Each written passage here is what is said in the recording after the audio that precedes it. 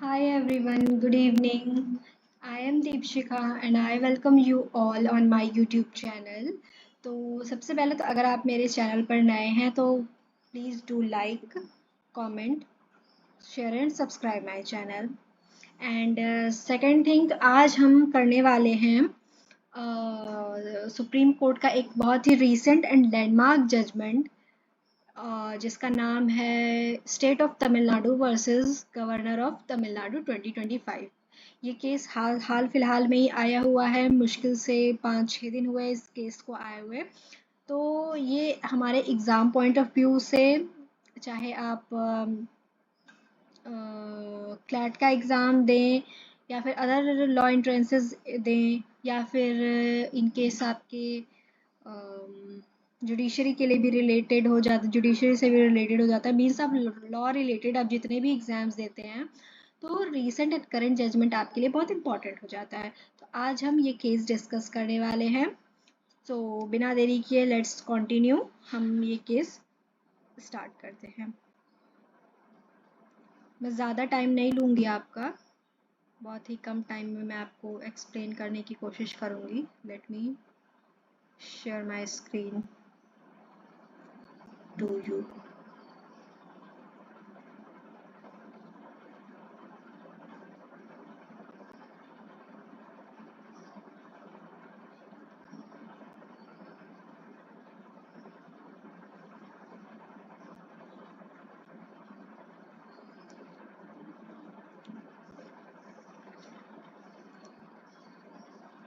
All right. तो इस case के आने से पहले तक क्या होता था कि अगर स्टेट लेजिस्लेचर के केस में, स्टेट लेजिस्लेशन के केस में अगर कोई भी बिल गवर्नर के पास जाता था गवर्नर के एसेंट के लिए, तो there is no prescribed time limit कि इतने टाइम लिमिट में गवर्नर को अपनी एसेंट दे करके या फिर विद होल्ड करना है, वॉट एवर, इतने इतने टाइम पीरियड में गवर्नर को एसेंट दे करके वापस कर देनी है। तो ये केस ऐसी प्रॉब्लम्स काफ़ी स्टेट्स में आ रही थी, लाइक हमारा तमिलनाडु ले लें, केरला ले लें एंड कर्नाटका ले लें, जो सदर्न रीजन के हमारे स्टेट्स हैं। तो उधर में ये प्रॉब्लम्स कुछ ज़्यादा आ रही थी।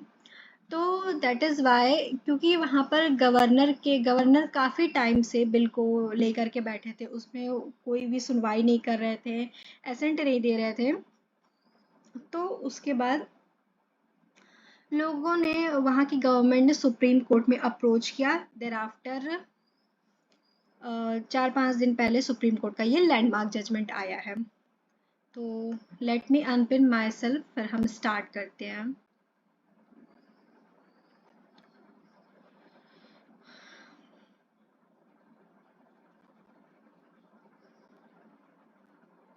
All right.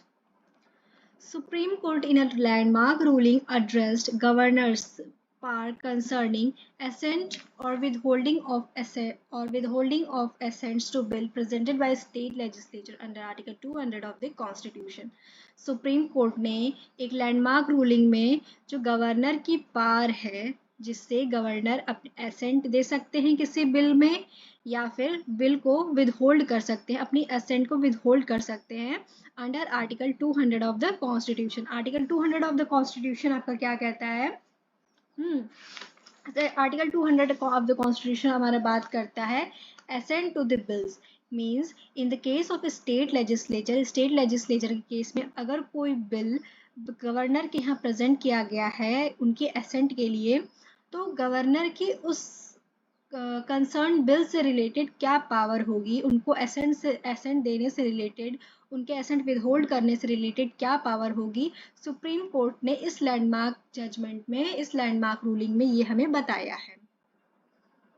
Supreme Court invoked Article 142 to pass this order, using its special power to ensure complete justice. Supreme court ने आर्टिकल 142 में अपनी दी गई पावर को यूज करते हुए इस लैंडमार्क रूलिंग को दिया है। इन आर्टिकल 142 सुप्रीम कोर्ट के पास पावर है टू डू कंप्लीट जस्टिस। अब टाइमलाइन पे हम बाद में चलेंगे, पहले केस पर आते हैं। तो केस का नाम है state of Tamil Nadu versus governor of Tamil Nadu. तो to tell you this is a two bench judgement. ये टू बेंच जजमेंट है, टू बेंच जजमेंट है जिसमें टू जज जजमेंट का मतलब क्या है कि टू बेंच जजमेंट का मतलब है कि इसमें दो जज हैं जिनका नाम है, पहली जज हमारी हैं justice JB Pardiwala and second जज जस्टिस है हमारे जस्टिस R माधवन। ठीक है, तो अब चलते हैं इस केस की तरफ। Supreme Court rule constitution does not allow governor to exercise absolute veto और pocket veto. The possible term as soon as possible in Article 200 underscores urgency in the governor's decision making। Supreme court ने rule किया कि constitution governor को ये allow नहीं करता है कि आप एब्सोल्यूट वीटो अपने पास रखिए या पॉकेट वीटो का यूज करिए। ठीक, अब एब्सोल्यूट वीटो का क्या मतलब होता है? Withholding assent to bill passed by legislature. Absolute veto का मतलब होता है कि पूरी तरीके से जो बिल लेजिस्लेचर से पास किया गया है उसे एसेंट देने की बजाय आप उसे विदहोल्ड कर लें। आप एसेंट को विदहोल्ड कर लें, मतलब अपने पास उस बिल को रख लें, आप उस पर अपनी एसेंट ना दें। एंड सेकेंड, पॉकेट वीटो का क्या मतलब होता है? Governor takes no action on a bill and keeps it as a pending indefinitely. Pocket veto का मतलब होता है कि गवर्नर उस बिल पर कोई एक्शन नहीं लेते और वो बिल ऐसे के ऐसा ही वो पड़ा रहता है हमेशा के लिए। ठीक, तो कॉन्स्टिट्यूशन सुप्रीम कोर्ट ने ये कहा कि कॉन्स्टिट्यूशन ये अलाउ नहीं करता है गवर्नर को कि आप पॉकेट वीटो या फिर एब्सोल्यूट वीटो का यूज करिए। जो आर्टिकल 200 में जो लाइन यूज की गई है इन द एसेंट देने के लिए वो है as soon as possible. Means time limit तो प्रिस्क्राइब्ड नहीं है कॉन्स्टिट्यूशन में, टाइम लिमिट तो गवर्नर को एसेंट देने के लिए टाइम लिमिट प्रिस्क्राइब नहीं की गई है। वहाँ पर आप अगर आर्टिकल 200 की बेयर रीडिंग करेंगे तो उसमें ये लिखा है एज सुन एज पॉसिबल, कि जितना जल्दी से जल्दी हो सके गवर्नर उस बिल पे अपनी एसेंट देगा। तो इसका यही मतलब है under urgency in the governors decision making, कि गवर्नर डिसीजन मेकिंग में अपनी अर्जेंसी दिखाएगा, मतलब जल्द से जल्द हो सके, जितना जल्दी हो सके वो उस बिल पर अपनी एसेंट देगा। ठीक, अब absolute veto and pocket veto हमने जान लिया। फिर उसके बाद governor can not send bill to the president once represented. ठीक, अब इस बिल में क्या चीज, अब सुप्रीम कोर्ट ने क्या रूलिंग दी? Governor can not send bill to president once represented. ठीक, अगर कोई बिल गवर्नर के पास आया एसेंट देने के लिए और गवर्नर ने उस बिल को वापस उस हाउस में भेज दिया फॉर द रिकंसिडरेशन, कुछ अमेंडमेंट करने के लिए, कुछ चेंजेस करने के लिए, और जब चेंजेस करके या फिर विदाउट चेंजेस भी अगर वो बिल दोबारा गवर्नर के पास एसेंट के लिए भेजा जाता है तो गवर्नर उस बिल को प्रेसिडेंट के पास नहीं भेजेंगे। मीन्स गवर्नर के पास ये राइट तब नहीं होता है, गवर्नर के पास ये पावर नहीं होती है कि आप उस बिल को दोबारा प्रेसिडेंट के पास भेजिए। अगर वो बिल एक बार रिप्रेजेंटेड है, रिप्रेजेंटेड मीन्स दोबारा एक बार प्रेजेंट था तो उन्होंने वापस भेज दिया हाउस में अमेंडमेंट करने के लिए, चेंजेस करने के लिए, तब अगर वो बिल रिप्रेजेंटेड है, दोबारा प्रेजेंट किया गया है गवर्नर के सामने, तो governor do not have power to send that bill to the president. If the bill is unchanged, अगर वो बिल अनचेंज्ड है तो governor must assent to it. अगर वो बिल बिना चेंज के वापस आया है तो गवर्नर को उस बिल पे असेंट देनी ही देनी है, unless the bill differs in content from original one. अगर उस बिल में कुछ चेंजेस हैं तो वो उनको थोड़े दिन अपने पास विदहोल्ड करके कंसिडर कर सकता है, बट अगर वो बिना चेंज के आया हुआ है तो गवर्नर को उस बिल पे अपनी असेंट देनी ही देनी है। Second, governor must act on aid and advice of the state government। Governor को it is mandatory not discretionary. पहले ये गवर्नर का डिस्क्रिशन था कि वो aid and advice, state government की एड एंड एडवाइस पर काम करे चाहे ना करे, बट अब सुप्रीम कोर्ट ने रूलिंग दी है कि governor must act on aid and advice of the state government. Governor को स्टेट गवर्नमेंट की एड एंड एडवाइस पर जरूर से काम करना है। Court ruled governor has no discretion and must act as per council of ministers advice. Court ने ये रूल किया कि गवर्नर के पास कोई भी डिस्क्रिशन नहीं है और उन्हें ये मैंडेटरी है कि वो as per council of ministers के एडवाइस पे काम करेंगे। इसका सिर्फ एक एक्सेप्शन है, only exception, bill affecting powers of high court और सुप्रीम कोर्ट। अगर आर्टिकल 200 के अंदर में ही ये चीज़ें दी गई हैं कि गवर्नर सिर्फ उन्हीं बिल्स पर काउंसिल ऑफ मिनिस्टर्स के हिसाब से उनकी एड एंड एडवाइस पर काम नहीं करेगा, जब उस बिल से हाई कोर्ट या सुप्रीम कोर्ट की पावर पर अफेक्ट होता हो, कुछ अफेक्ट पड़ता हो, तभी गवर्नर के पास ये डिस्क्रिशन है कि वो अपने हिसाब से काम कर सकता है। Next one, Supreme Court established clear timelines for governor's action under Article 200 to ensure expediency. Supreme court ने अब, पहले तो केवल था एज सुन एज पॉसिबल, अब सुप्रीम कोर्ट ने क्लियर टाइमलाइंस दी हैं गवर्नर के काम करने के लिए टू इंश्योर एक्सपेंडेंसी। ठीक, अब सुप्रीम कोर्ट ने क्लियर गाइडलाइंस प्रोवाइड कर दी हैं, क्लियर टाइमलाइंस प्रोवाइड कर दी हैं कि इतने दिन में गवर्नर को बिल पर असेंट दे करके देना ही देना है। ठीक, अब failure to comply with these timelines would make governors in action subject to judicial review. अगर गवर्नर इन टाइमलाइंस को फॉलो नहीं करता है तो governor will be subjected to judicial review. Thereafter, अब आर्टिकल 200 बेसिकली कहता क्या है? Assent to bill under article 200। 200 के अंडर में गवर्नर के पास 3 ऑप्शन होते हैं। Upon the presentation of a bill, governor shall either grant assent, withhold assent. पहली तो ये कि या तो गवर्नर उस पर अपनी एसेंट दे सकता है, दूसरा या तो उस पे अपनी एसेंट को विदहोल्ड कर ले, तीसरा या उस बिल को रिजर्व कर ले for the consideration of president. Means certain matters, कुछ मैटर्स ऐसे होते हैं जिसमें गवर्नर को प्रेसिडेंट के कंसिडरेशन की ज़रूरत होती है। तो अगर कोई बिल गवर्नर के पास जाता है तो गवर्नर क्या कर सकता है? पहला तो उस बिल पर अपनी एसेंट दे सकता है, दूसरा उस बिल को विदहोल्ड कर सकता है, तीसरा उस बिल को अपने पास रख सकता है for the president consideration. And after return for reconsideration, the governor may return a non-money bill for reconsideration with recommendations or amendments. अब सेम एज जैसा मनी बिल के केस में होता है हमारे यूनियन लेजिस्लेचर में, सेम एज होता है यहाँ पे स्टेट लेजिस्लेचर में। अगर गवर्नर में return a non money bill, अगर मनी बिल है तब तो गवर्नर को सिग्नेचर अपनी एसेंट देनी ही देनी है। इफ अगर वो नॉन मनी बिल है तो प्रेसिडेंट चाहे तो उससे प्रेसिडेंट रिकंसिडरेशन के लिए और रिकमेंडेशन के लिए, अमेंडमेंट के लिए उसको वापस भेज सकते हैं। बट इफ अगर वो नॉन मनी बिल हो, तो अगर मनी बिल है तो उन्हें अपनी एसेंट देनी है। ठीक, अगर बिल वापस से पास हो जाता है विद या विदाउट मॉडिफिकेशंस के, ठीक, अगर चेंजेस होते हैं चाहे चेंजेस नहीं भी होते हैं, तो governor is oblige to grant assent. तो गवर्नर ऑब्लाइज हो जाता है, गवर्नर को एसेंट देनी ही देनी है। फिर रिजर्वेशन ऑफ फॉर प्रेसिडेंट। अब गवर्नर में reserve a bill if it threatens the powers of high court.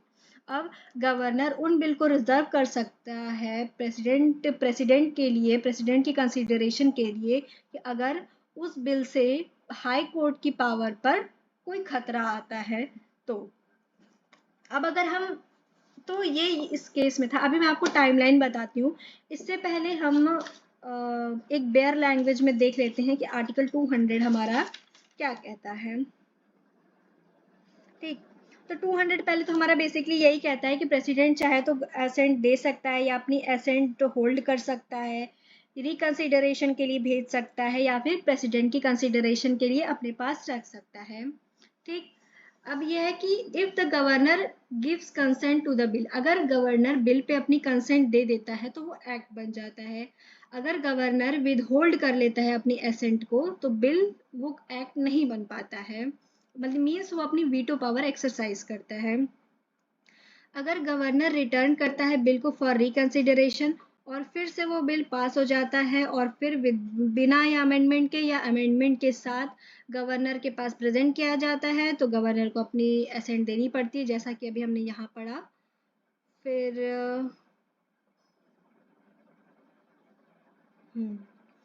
बाकी सब कुछ सेम ही है कि प्रेसिडेंट के कंसिडरेशन के लिए कब अपने पास रखा जाएगा। तो वही कि जब भी हाई कोर्ट की पावर पर थ्रेटन हो तब जो है चाहे तो वो अपने पास रख सकती है। अब हम चलते हैं टाइमलाइन। अब हम टाइमलाइन देखते हैं। तो बेसिकली ये चेंजेस ये आपके लिए बहुत इंपॉर्टेंट हो जाता है। टाइमलाइन फॉर गवर्नर्स एक्शन, ठीक है। तो timeline for governor action under article 200। अब आर्टिकल 200 में ये चेंजेस किए गए। पहले तो था कि एज सुन एज पॉसिबल था। अब ये टाइमलाइन दे दी गई है। पहला क्या है, 1 मंथ विद होल्डिंग एसेंट और रिजर्विंग फॉर प्रेसिडेंट। अगर तो पहले देखिए, अगर गवर्नर किसी बिल को प्रेसिडेंट के कंसीडरेशन के लिए अपने पास विदहोल्ड करता है तो मैक्स टू मैक्स गवर्नर के पास ये 1 मंथ का टाइम है कि 1 महीने तक ही वो अपने पास उस बिल को रख सकता है। Only 1 month. 1 मंथ के अंदर ही अंदर उसको प्रेसिडेंट से एसेंट लेनी है, प्रेसिडेंट से कंसिडरेशन लेना है, उस पर वर्क करना है, ठीक। Second, 3 months returning the bill with a message. If withholding assent contrary to the Council of Ministers' advice, the governor must return the bill within 3 months. अब 3 months किस केस में, कि अगर काउंसिल ऑफ मिनिस्टर्स कह रहे हैं कि आप इस बिल को पे अपनी एसेंट दे दीजिए, बट गवर्नर नहीं मान रहे हैं, गवर्नर ने अपनी एसेंट नहीं दी, तो इस केस में कि जब काउंसिल ऑफ मिनिस्टर्स की एडवाइस के कॉन्ट्रेरी जा करके अगर प्रेसिडेंट उस बिल को विदहोल्ड कर रहे हैं तो गवर्नर के पास मैक्स टू मैक्स 3 months का टाइम होता है। The governor must return the bill with in 3 months। Means governor 3 महीने तक वो बिल अपने पास रख सकते हैं। उसके बाद 3 महीने के अंदर अंदर गवर्नर को उस बिल को रिटर्न कर देना है कि वो जो भी अमेंडमेंट चाहते हैं, जो भी चेंजेस चाहते हैं, एक मैसेज के साथ उस बिल के साथ एक मैसेज लिख करके कि हाँ ये चेंजेस, ये अमेंडमेंट आप करिए करके उस कंसर्न हाउस को उन्हें 3 महीने के अंदर अंदर भेज देना है, मैक्स टू मैक्स 3 months। ये सब जो टाइम पीरियड दी गए हैं वो मैक्सिमम टाइम पीरियड्स हैं। फिर नेक्स्ट है 3 months reservation of the bills for the president contrary to the advice of state council of ministers। अब reservation of bills for president, अगर काउंसिल ऑफ मिनिस्टर्स की advice के साथ, उनकी एडवाइस पर अगर प्रेसिडेंट के लिए कोई बिल रिजर्व करके रखा गया है उनकी कंसिडरेशन के लिए, तो ये इसके पास गवर्नर के पास इस चीज़ के लिए टाइम पीरियड होता है 3 months का। 3 months के अंदर अंदर उनको प्रेसिडेंट से एसेंट लेनी है। ओके, हाँ। टॉप में एक चीज और मैं ऐड करना भूल गई थी, 1 मंथ में है विद होल्डिंग एसेंट और रिजर्विंग फॉर प्रेसिडेंट। अगर गवर्नर अपनी एसेंट को विद होल्ड कर रहा है या फिर प्रेसिडेंट के लिए रिजर्व कर रहा है, इसमें दोनों चीजें आएंगी। विद होल्डिंग एसेंट, या वो उस एसेंट को उस बिल पे होल्ड कर ले रहा है, विद होल्ड कर ले रहा है एसेंट को, या फिर प्रेसिडेंट के लिए रिजर्व कर रहा है उस बिल को, ठीक है। तो वहाँ पे हमारे पास 1 मंथ का टाइम हो जाता है, और जहाँ पे प्रेसिडेंट के लिए रिजर्व कर लिया गया है बिल, वहाँ पे हमारे पास 3 months का टाइम होता है। अब 1 month granting assent to represented bill. अब कोई बिल अगर एक बार प्रेजेंट होने के बाद गवर्नर ने उसको वापस से भेज दिया for some consideration, some changes, some amendments, और अमेंडमेंट के साथ या फिर बिना अमेंडमेंट के वो बिल रिप्रेजेंट किया गया है गवर्नर के सामने असेंट लेने के लिए, तो governor is oblige to give assent within 1 month. अब 1 महीने के अंदर अंदर उनके पास ये हो जाता है, उनके पास 1 महीने की टाइम लिमिट है कि वो 1 महीने के अंदर अंदर उस बिल पर अपनी असेंट दे दें। So this was all about the case of state of Tamil Nadu versus Governor of Tamil Nadu. तो ये था हमारा लैंडमार्क केस। ठीक है, तो इसके अलावा लेट मी सी अगर कुछ चीजें बची हो तो।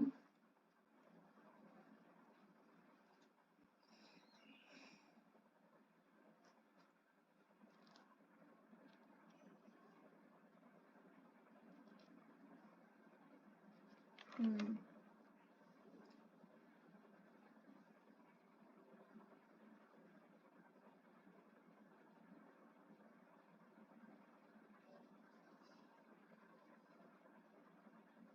इसमें हमारे पास दो केसेस हैं जो इस केस से रिलेटेड है, जिनका रेफरेंस लिया गया है। यू मे नोट, पहला केस है Rameshwar Prasad versus union of India 2006। Rameshwar Prasad versus union of India 2006।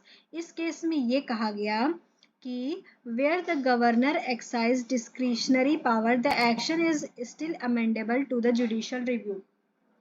कि जहाँ पे where the governor exercises discretion, कि गवर्नर के पास डिस्क्रिशनरी पावर है, तो गवर्नर के पास डिस्क्रिशनरी पावर है तो इसका मतलब ये नहीं है कि वो किसी कोर्ट में चैलेंज नहीं किए जाएंगे।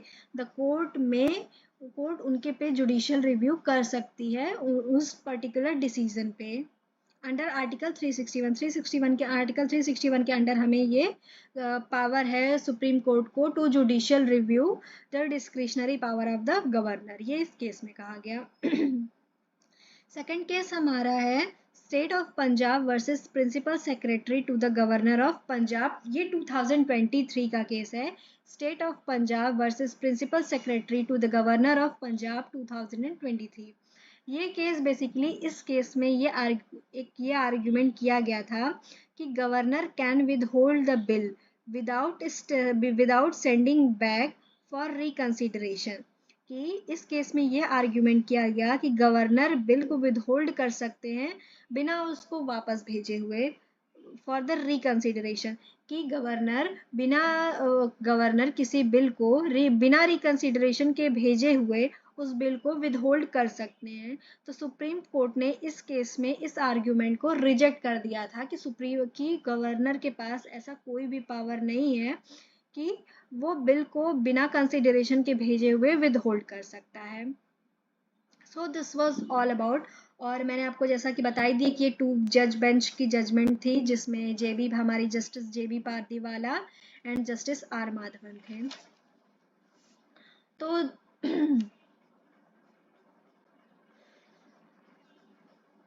all right, so this was all about this case. So this was all about the case of state of Tamil Nadu versus governor of Tamil Nadu. तो ये केस आपको कैसा लगा और मेरा एक्सप्लेनेशन आपको कैसा लगा कमेंट सेक्शन में ज़रूर बताइएगा। And do like, comment, share and subscribe my channel. Okay, bye bye.